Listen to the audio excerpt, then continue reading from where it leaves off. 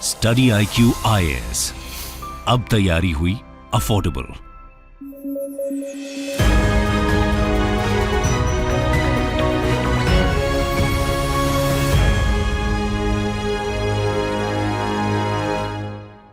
नमस्कार दोस्तों, जैसा कि आपको पता है आज के डेट में इंटरनेट के बिना शायद कुछ भी नहीं है। मतलब कि आज जो भी कुछ आप कर रहे हो, आप ये वीडियो देख रहे हैं, कुछ भी कर रहे हैं, इंटरनेट से कहीं ना कहीं चीज़ वो रिलेटेड आपको देखने को मिलेगी।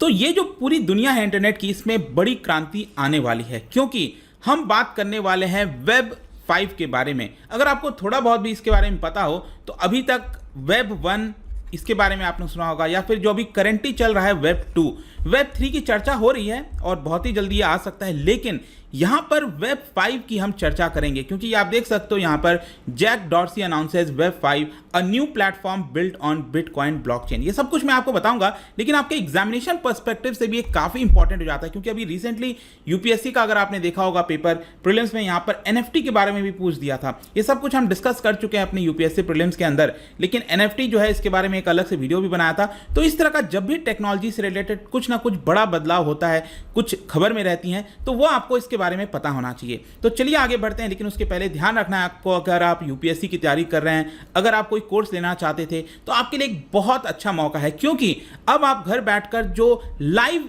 क्लासरूम का मजा है वो ले सकते हैं। क्योंकि लाइव फाउंडेशन बैच हमारे द्वारा स्टार्ट किया गया है। 20 जून से ये पूरा बैच स्टार्ट हो रहा है, जहां पर हर एक जो सब्जेक्ट है उसका आपको स्केड्यूल पहले से मिल जाएगा। बहुत ही अच्छे से आप प्रिपेयर कर सकते हो। 900+ आवर्स ऑफ टीचिंग है, 1-to-1 मेंटरशिप है, और ये सारी चीज़ें आपको सिर्फ 18,500 में मिल रही है। ध्यान रखना है ये इनॉग्रल ऑफर है, तो इसके लिए अंकित लाइव कोड इस्तेमाल करिएगा हमारे ऐप और वेबसाइट पर, और ये सारी चीज़ें आपको बहुत कम दाम पे मिल जाएंगी। इसके अलावा अगर आप MCQs अटैम्प्ट करना चाहते हैं तो मेरे इंस्टा पेज पर जा सकते हैं, वहाँ पर स्टोरीज में जितने भी MCQs हैं उसको आप अटैम्प्ट कर पाएंगे।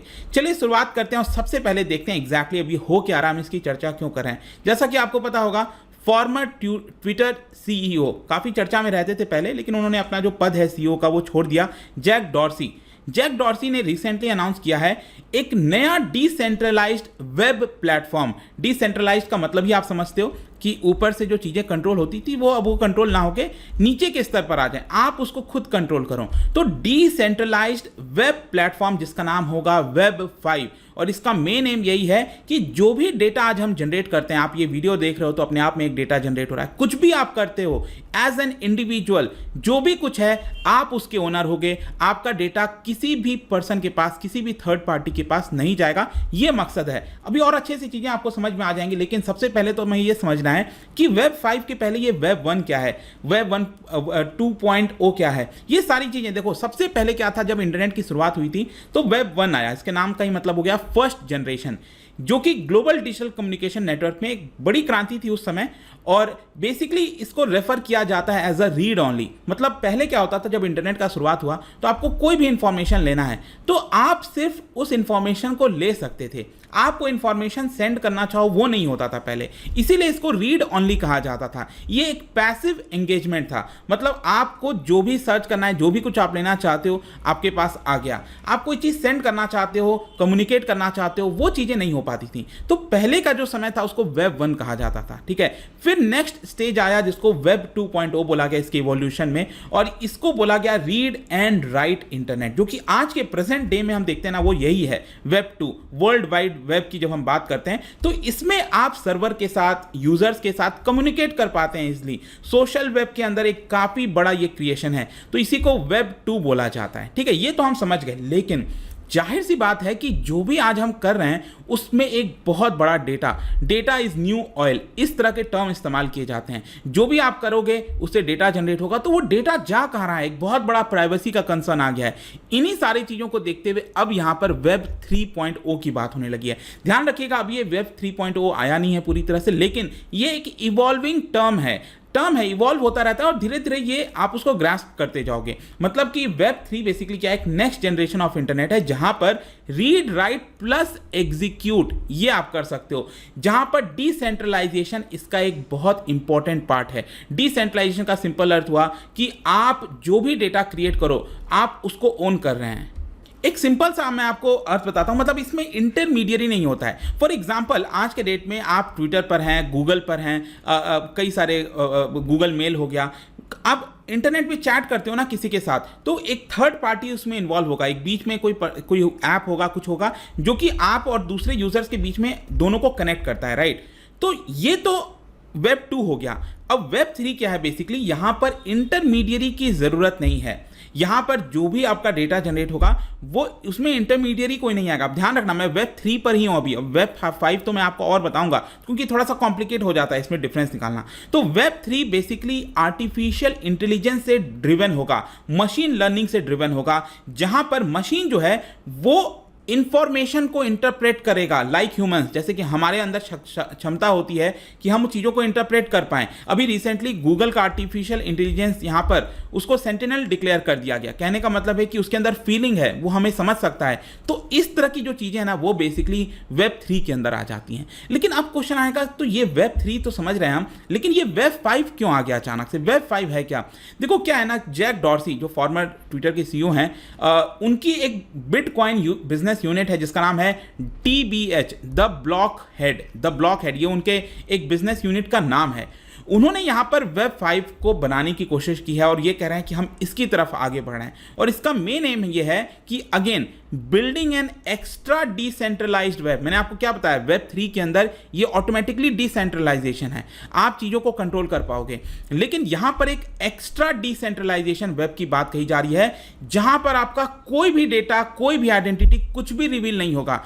जैक डॉर्सी बेसिकली ये कह रहे हैं कि वेब 3 में तो क्या था कि चलो यहां पर थर्ड पार्टी की जरूरत नहीं थी, लेकिन स्टिल जो भी आप डेटा जनरेट कर रहे हो वो कहीं ना कहीं कोई ना कोई तो कंट्रोल कर रहा है। लेकिन वेब 5 के अंदर कोई किसी चीज को कंट्रोल नहीं करेगा। आपका डेटा, हर एक चीज आप ही का होगा, इसमें कोई भी पर्सन या फिर ऑर्गेनाइजेशन शामिल नहीं होगा। ये आप देख सकते हो उनके द्वारा बोला गया है कि the web decentralize the exchange of information but it is missing a key layer that is identity.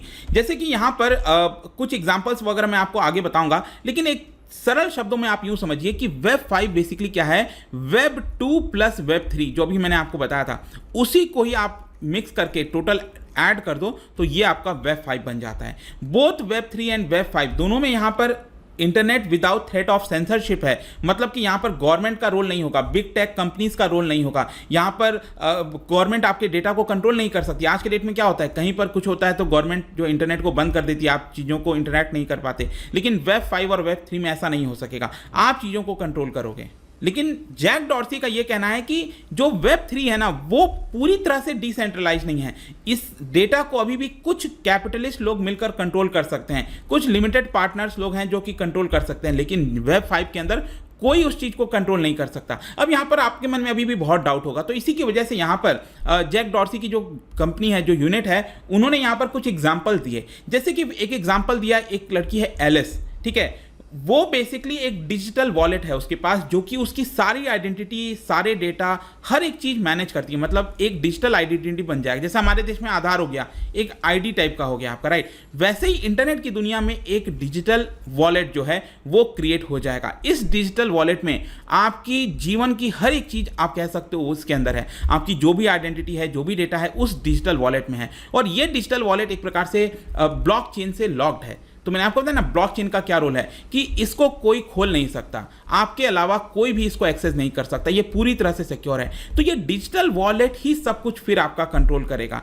अगर सपोज मान लो, अगर ये जो लड़की है एलिस, वो किसी ऐप को ओपन करना चाहती है, मान लो ट्विटर ही ले लो या फिर फेसबुक ले लो, ठीक है, तो अक्सर आपने देखा होगा कहीं पर भी कोई नया आप सोशल मीडिया आप खोल रहे हो तो आपको एक नया पेज बनाना पड़ता है, साइन इन करना पड़ता है, तो सारे डिटेल्स डालने पड़ते हैं, तो वहां पर आपका डेटा जाता है, फिर कहीं और जाते हो फिर वहां पर डेटा आता है। ये सारी चीज़ों को करने की जरूरत नहीं है। ये जो आपका डिजिटल वॉलेट है ना, वो बेसिकली आपकी आइडेंटिटी को जो है वो पुख्ता कर देगा। ये डिजिटल वॉलेट कहेगा कि ये पर्सन है, वो सारी चीज़ें ऑटोमेटिकली यहाँ पर हो जाएंगी। मतलब कि ट्विटर और फेसबुक को बिना पता लगे ही सब कुछ आपका इस डिजिटल वॉलेट के माध्यम से साइन इन हो जाएगा। आई होप कि आप समझ पा रहे हो। इसका मतलब क्या हुआ कि किसी थर्ड पार्टी को आपके किसी भी चीज के बारे में पता ही नहीं चला। और मान लो ट्विटर पर जो आपने लॉगिन कर दिया और फिर वहां पर आप जो भी चीजें कर रहे हो, किसी पोस्ट को लाइक कर रहे हो, कुछ भी कर रहे हो, वो सारी डेटा भी आपका इसी डिजिटल वॉलेट में स्टोर हो जाएंगे। तो ये डिजिटल वॉलेट क्या है, एक प्रकार से वेब 5 का ही पार्ट है कि यहां पर आप इस डिजिटल वॉलेट से सभी कुछ एक्सेस कर लो और आपके बिना कोई भी उसको एक्सेस नहीं कर सकता। उसी प्रकार से दूसरा एग्जाम्पल दिया गया, एक पर्सन है जिसका नाम है बॉब, वो उसको म्यूजिक बहुत ज़्यादा पसंद है। आजकल देखा होगा आपने बहुत सारे म्यूजिक के ऐप आ गए हैं अलग अलग, ठीक है। तो वहाँ पर भी क्या है, एक म्यूजिक के ऐप में आपने गाना सुना, फिर आप दूसरा कोई म्यूजिक का ऐप खोलते हो तो वहाँ पर अलग अलग गाने हैं, लेकिन आप चाहते हो कि आपका जो भी प्रेफरेंस है वो हर जगह एक प्रकार से सेम हो। तो यहाँ पर अगेन क्या होगा कि आप एक डिसेंट्रलाइज्ड वेब बोर्ड में, आप डिजिटल में या फिर जो भी है, आपका डेटा उसमें स्टोर होगा।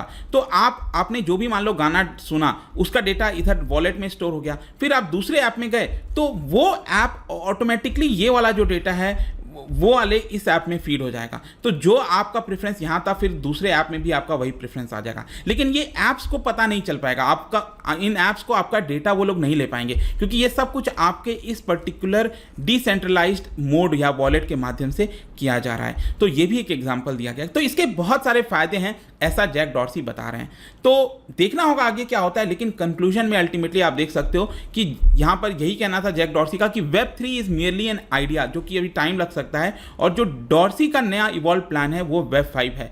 जो मेन गोल है Web5 का वो यही है कि एक ऐसा टूल बनाया जाए ऑन बिटकॉइन जिसके माध्यम से जो भी यूजर है, जो भी कुछ कर रहा है इंटरनेट पर, वो सब कुछ आपके पास ही हो, सब कुछ आप ही का कंट्रोल हो। इसी को Web5 बोला जा रहा है। तो आई होप कि आपको हर एक चीज़ बहुत ही सरल भाषा में समझाने की मैंने कोशिश की, आपको अच्छे से समझ में आ गया होगा। जाने से पहले एक इंटरेस्टिंग क्वेश्चन, क्या बता सकते हैं जब हम ब्लॉकचेन वगैरह की बात करते हैं तो what does the block in the blockchain contain? जब ब्लॉकचेन बात करते हैं ना, ब्लॉकचेन क्या होता है, सिक्योर करता है आपके डेटा को। तो यहाँ पर ब्लॉकचेन में ब्लॉक के अंदर क्या क्या होता है ये आपको बताना है। इसका राइट आंसर आपको पता ही है, मेरे इंस्टाग्राम पर तो मिलेगा ही, वहाँ पर अगर आप नहीं हो कोई बात नहीं, टेलीग्राम से भी ले सकते हैं इसका सही उत्तर। मैं कई सारे जो MCQs हैं वो यहाँ पर स्टोरीज में डालता रहता हूँ। बाकी अगर आपको PDF चाहिए तो टेलीग्राम पर आइए, अलग अलग सोशल मीडिया पर आप जुड़ पाओगे। और जैसा मैंने बताया, अगर आप UPSC की तैयारी कर रहे हैं तो आपके पास एक बहुत ही अच्छा मौका है, सिर्फ 18,500 में आपको ये पूरा कोर्स मिल जाएगा। Use the code Ankit live हमारे ऐप और वेबसाइट पे, वहाँ से आप इसको एक्सेस कर सकते हैं। आई होप कि वीडियो आपको पसंद आया होगा। मिलता हूँ आपसे next time, till then thank you very much, see you soon. Study IQ IAS, अब तैयारी हुई अफोर्डेबल।